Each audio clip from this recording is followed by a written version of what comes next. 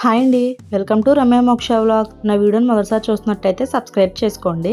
పక్కన ఉన్న bell icon అయితే క్లిక్ చేయండి. ఈ రోజు మన వీడియోలో అయితే మజ్జిగ మిరపకాయలు ఎలా ప్రిపేర్ చేయాలో చూపిస్తానండి. వీటిని మజ్జిగ మిరపకాయలు, ఊర మిరపకాయలు, చల్ల మిరపకాయలు అని కూడా అంటూ ఉంటారు కదా. పప్పులోకి, సాంబార్లోకి, రసంలోకి మంచి కాంబినేషన్గా వీటిని అయితే వేయించుకోవచ్చు. చాలా టేస్టీగా, అలానే సింపుల్గా ఎలా ప్రిపేర్ చేసుకోవాలో నేను చూపిస్తాను, చూసేయండి. చూసారా ఎంత క్రిస్పీగా ఉన్నాయో. ముందుగా ఈ మజ్జిగ మిరపకాయల కోసం మనం మంచి మిరపకాయలను అయితే తీసుకోవాలి. మా సైడ్ అయితే మేము బజ్జీలు వేసుకుంటాం కదా, లావు మిరపకాయలు, వాటిని అయితే వాడుకుంటాము. కొంచెం కారం తక్కువగా ఉంటాయి. మా అత్తయ్య గారు వాళ్ళు అయితే కారంగా ఉండే మనం చట్నీల్లోని కర్రీలో వేసుకుని మిరపకాయలతోటే మజ్జిగ మిరపకాయలు అయితే చేసుకుంటారంట. మా వారికి అయితే కారంగా కావాలని అడిగారు కాబట్టి నేనైతే నార్మల్గా మనం కర్రీస్లో, చట్నీస్లో వాడుకునే మిరపకాయలని తీసుకున్నాను.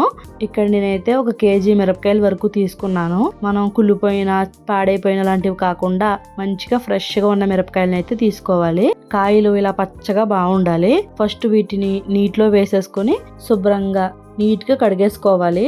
పెరుగు అయితే తీసుకోవాలి.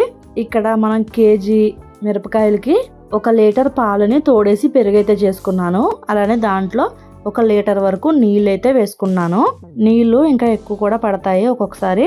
ఇప్పుడు దీంట్లోకి మనకు రుచికి సరిపడగా ఉప్పు అయితే వేసుకోవాలి. మీకు సరిపడినంత ఉప్పు అయితే వేసుకోండి. అలానే దీంట్లోకి 1 చిన్న స్పూను పసుపు అయితే వేసుకుంటున్నాను కలర్ కోసం. ఇప్పుడు మజ్జిగ కవ్వంతో మజ్జిగలాగా చిలికేసుకోవాలి.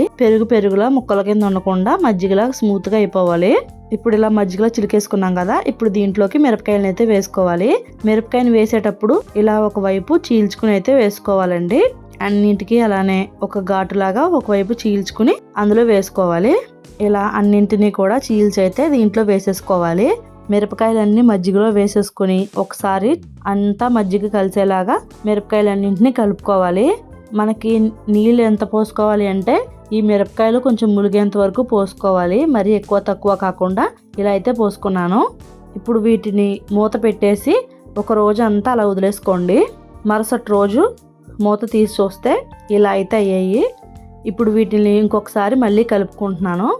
గట్టిగా కలిపేసుకోకుండా మెల్లిగా పైన కిందకి, కింద పైకి ఒకసారి కలుపుకోవాలి.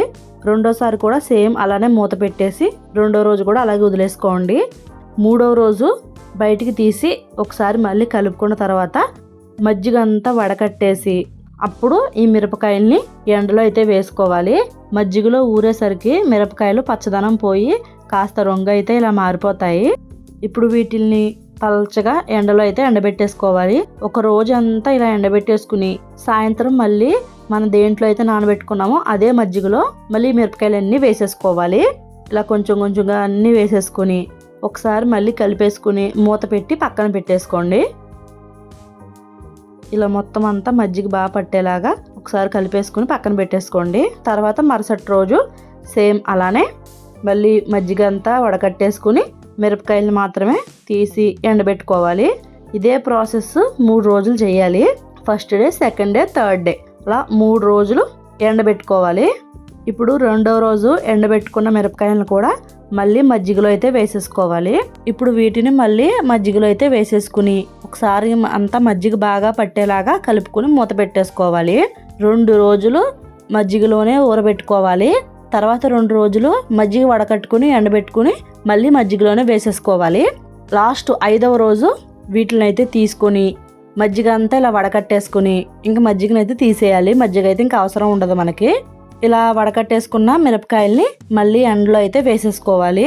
వీటికి ఎండ బాగుంటే 2-3 రోజుల్లో చక్కగా ఎండిపోతాయి. అలాగా ఒక 3 డేస్ వరకు ఎండబెట్టుకోవాలి. తడిగా ఉండే మిరపకాయలు కాస్త డ్రైగా అయిపోవాలి. ఇలా సన్నగా అయిపోతాయి ఎండిపోయిన తర్వాత. చూసారా ఎంత చక్కగా ఎండిపోయాయో.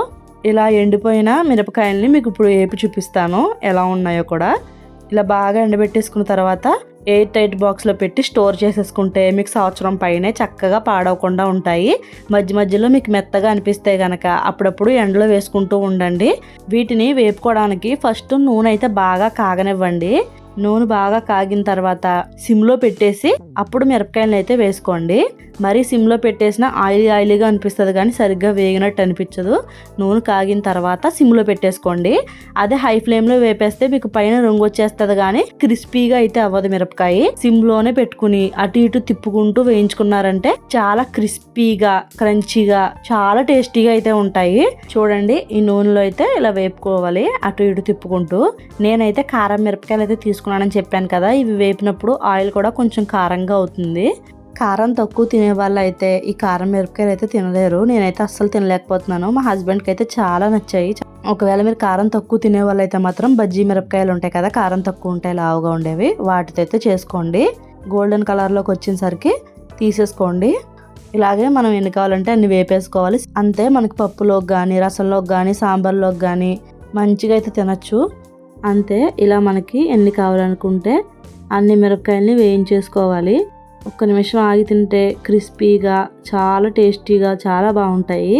1 సంవత్సరం పాటు కూడా చక్కగా నిల్వ ఉంటాయండి. తప్పకుండా అవి ట్రై చేసి ఎలా వచ్చిందో ఖచ్చితంగా కామెంట్ చేయండి. నా వీడియో కనుక మీకు నచ్చినట్టయితే లైక్ చేయండి, షేర్ చేయండి, కామెంట్ చేయండి. సబ్స్క్రైబ్ చేసుకొని పక్కన ఉన్న హైప్ ఆప్షన్ అయితే క్లిక్ చేసి నా వీడియోస్కి అయితే సపోర్ట్ చేయండి. బాయ్ అండి.